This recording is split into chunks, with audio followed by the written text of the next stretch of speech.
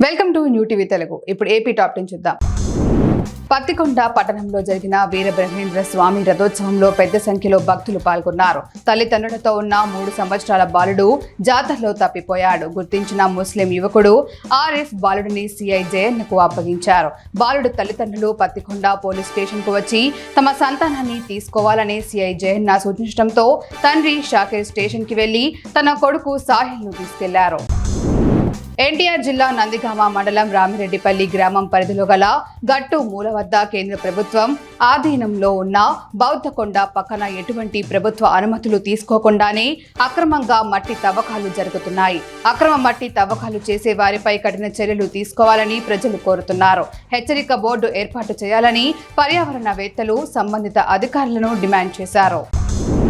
నర్సీపట్నంలో వెలిసిన శ్రీ వాసవి కన్యకా పరమేశ్వరి ఆలయం 10వ వార్షికోత్సవ వేడుకలు పురస్కరించుకొని 108 కలశాల ఊరేగింపు కార్యక్రమాన్ని నిర్వహించారు. 108 మంది మహిళలు కలశాలను చేతపట్టుకొని స్థానిక వాసవి కళ్యాణ మండపం దగ్గర నుండి ఆలయం వరకు ఊరేగింపుగా తీసుకుని వెళ్లి వాసవి మాతకు అభిషేకం నిర్వహించినట్లు ఆలయ కమిటీ చైర్మన్ పూసర్ల సోమేశ్వరరావు తెలిపారు. ఊరేగింపులో ఆలయ కమిటీ సభ్యులు పాల్గొన్నారు.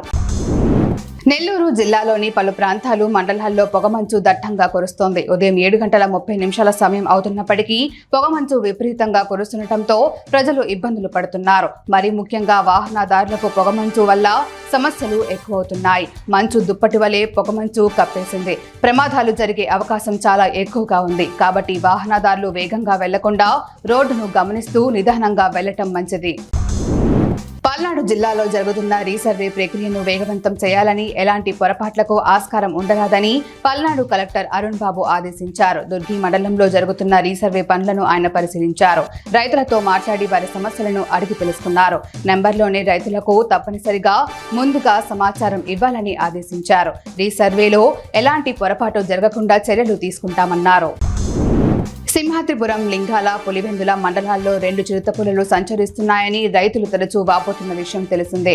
చిరుతలను చూశామని రైతులు తెలపడంతో ఫారెస్ట్ అధికారులు పొలాల్లో ట్రాక్ కెమెరాలు బిగించి తగు జాగ్రత్తలు తీసుకున్నారు. లింగాల, కామసముద్రం గ్రామాల్లో 2 ట్రాక్ కెమెరాలను అధికారులు ఏర్పాట్లు చేశారు.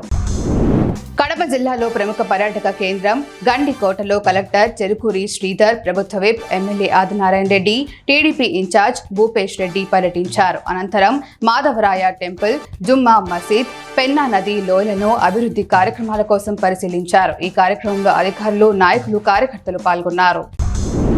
ఇచ్చిన హామీలు అమలు చేయలేక కూటమి ప్రభుత్వం పూర్తిగా వైఫల్యం చెందిందని మాజీ ఎంపీ హర్షకుమార్ అన్నారు. ఉభయ గోదావరి జిల్లాల పట్టభద్రుల ఎమ్మెల్సీ ఎన్నికల ప్రచారంలో భాగంగా స్వతంత్ర అభ్యర్థి సుందర్ తరపున ఆయన మలకీపురంలో ప్రచారం నిర్వహించారు. సూపర్ 6 హామీలను చంద్రబాబు అమలు చేయలేక చేతులెత్తేయడంతో ప్రజల్లో ఆదరణ కోల్పోయారని విమర్శించారు.